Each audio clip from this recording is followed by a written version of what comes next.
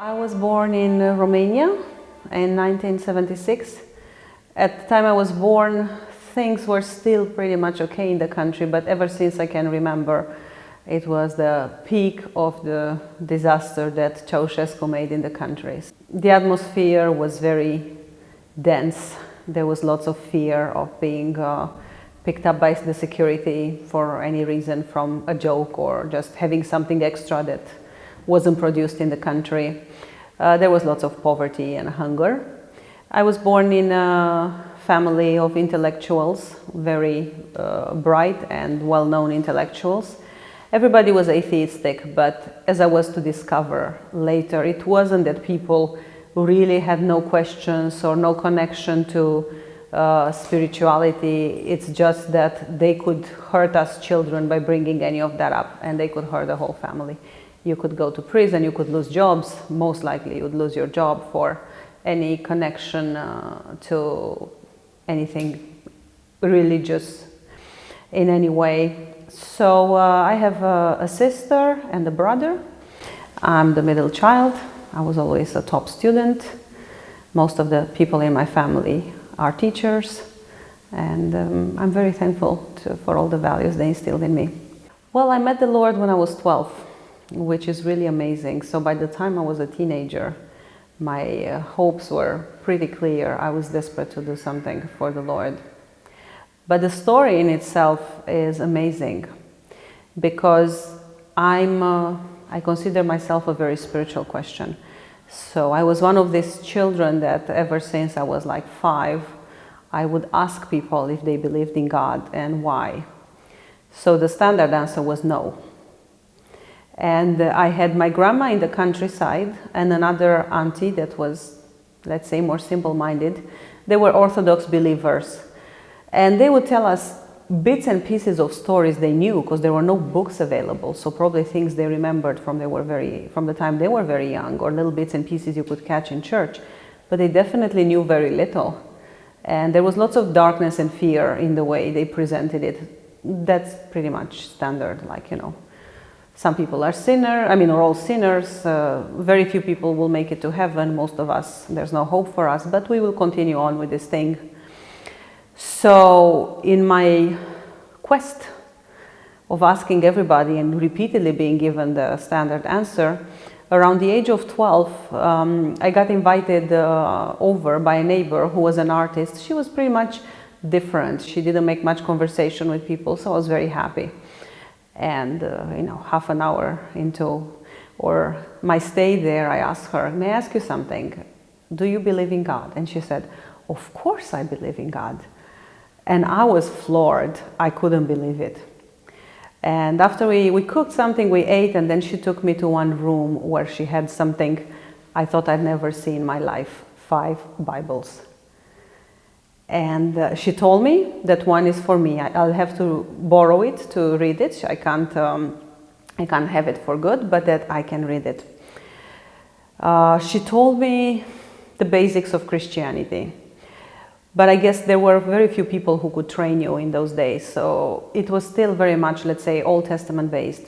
It turned out she was one of the people from the underground church. They had a whole network of bringing Bibles in the country, witnessing one-on-one. Being a painter, she was working mostly from home, and she had that kind of time on her hands. And I remember having a conversation with her. There was an interesting friendship, because she was in her 60s. She was a very youthful spirit, but I was 12 and she was 61, I think. And I remember talking with her and telling her, if these things are so beautiful, I wish we could just have a way to tell them to others, to spread the word, but we're stuck in this system where we can't say anything. You can go to prison, you can die for these things. And she told me something. She said, "Let me tell you one thing. Look in history and see that any worldly system comes to an end." She said, "Take the Roman Empire, 800 something years of power, and it's gone. Do you see anybody trying to revive the Roman Empire? It's gone." And at that time we were like 40 years into communism, but it gave me so much hope that maybe 500, 900 years down the line, there'll be an end to that. I was like, wow, so it's worth doing this and passing it on for others. And eventually the truth will be preserved. That was, just a few years later, there was an end to communism in Romania. But the interesting thing, that very day when when I was invited for a visit by this friend called Liana, she invited me to also spend the night there. She kept telling me the word and reading to me. Nothing about, the New Testament. It was like you have to read the Bible from the beginning. So start here, and when you'll be done with the Bible, I'll tell you the full message. So that night I went to sleep in the room with 5 Bibles. And in the night, I woke up, I went down on my knees, and without ever hearing of such a thing, I prayed the salvation prayer, adding at the end that if there's any way the Lord could use my life, that He would please use me and make me one of His children who actually serves Him, not just knows about Him. So my teenage years came. I was faithfully reading the Bible, but I kept coming back to the beginning, because you'd get to about the book of Job or Psalms, and I realized that I forgot everything it doesn't make sense. So I kept starting it over and over. So by the time I met real missionaries when Romania opened up, I was still about that level. And it's interesting because the first time they met me, they asked me in English, and my English wasn't as good, like, have you ever received Jesus? And I was like, receive Jesus? What do you mean? How do you receive Jesus? And they said, well, it's very simple. There's this prayer. And they showed it to me on a poster, because also they wanted to make sure I understand it. They had it written somewhere in Romanian. And I was floored, because those were the very words I had prayed by divine inspiration years ago. And I could see how the Lord led me through those years. I can say that I wasn't strong in the Word of God, because the Word I had, I didn't really understand. And as I was to learn later, once you're born again, that's when the Word starts making sense to you. So there were 2 reasons, plus I was still a kid. The historical background and all that were pretty foreign to me. But it's amazing to see how the Lord kept getting through to me during that time, even through songs that I happened to hear that had no connection with God necessarily, but they were songs, positive songs. And ever since that age, ever since 12, I was very influential.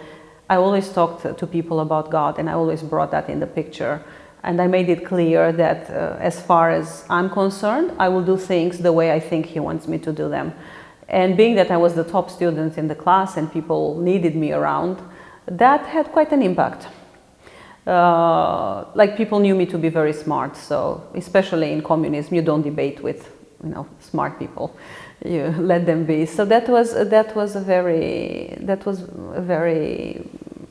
intriguing way to get saved, and very positive. It led to lots of positive work. I can say that when I met missionaries, I knew that that's what I wanted to do. I just needed a team to work with, and I needed to learn how to do it. And it was only a few months down the line that I was training my own people, passing with them through the discipleship courses and making them fellow workers.